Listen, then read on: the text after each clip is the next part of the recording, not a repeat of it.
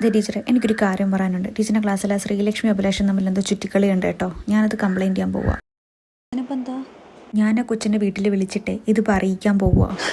എൻ്റെ പൊന്നാരതി ടീച്ചറെ, ടീച്ചറിന് വേറൊരു പണിയുമില്ല.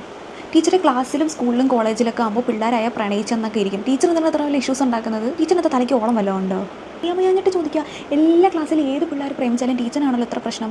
ടീച്ചറെ അവരെ പ്രേമിക്കട്ടെ ടീച്ചറെ. ടീച്ചർ എന്തിനാണ് ഇതിപ്പോൾ ഉടനെ ഇഷ്യൂസ് ഉണ്ടാക്കണം? എന്നിട്ട് ആ കൊച്ചിൻ്റെ വീട്ടിൽ വിളിച്ചു, അതാ ശ്രീലക്ഷ്മിയുടെ വീട്ടിലല്ലേ, വിളിച്ചിട്ട് ഇല്ലാത്ത പ്രശ്നങ്ങൾ ഉണ്ടാക്കി അതിൻ്റെ തന്തേന്നുള്ള ഇവിടെ വന്ന് കരഞ്ഞ് വിളിച്ച് ഈ കൊച്ചിനെ ടി സിയും എടുത്ത് പറഞ്ഞുകൊണ്ട് പോകണം. അതിൻ്റെ ലൈഫ് ഒരു സ്പോയിലാക്കി ടീച്ചറിന് വിടണം.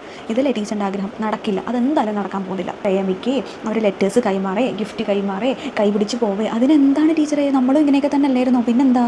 അവർ പ്രേമിക്കുന്നതിൽ നമുക്ക് നോക്കാം അത് എവിടെ വരെ പോകുവാന്ന്. അതൊരു റോങ് ആയിട്ടുള്ളൊരു ആ ഒരു രീതിയിലേക്കാണ് അവരുടെ കാര്യങ്ങൾ പോകുന്നതെന്നുണ്ടെങ്കിൽ നമുക്ക് അവർക്ക് രണ്ടുപേരെയും വിളിച്ചു നിർത്തി നമുക്ക് മനസ്സിലാവുന്ന രീതിയിൽ, പിള്ളേർക്ക് മനസ്സിലാവുന്ന രീതിയിൽ നമുക്ക് അഡ്വൈസ് കൊടുക്കാം.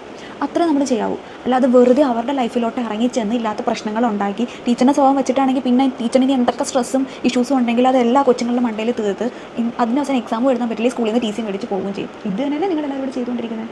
എനിക്കിതൊന്നും അക്സെപ്റ്റ് ചെയ്ത് തരാൻ പറ്റില്ല.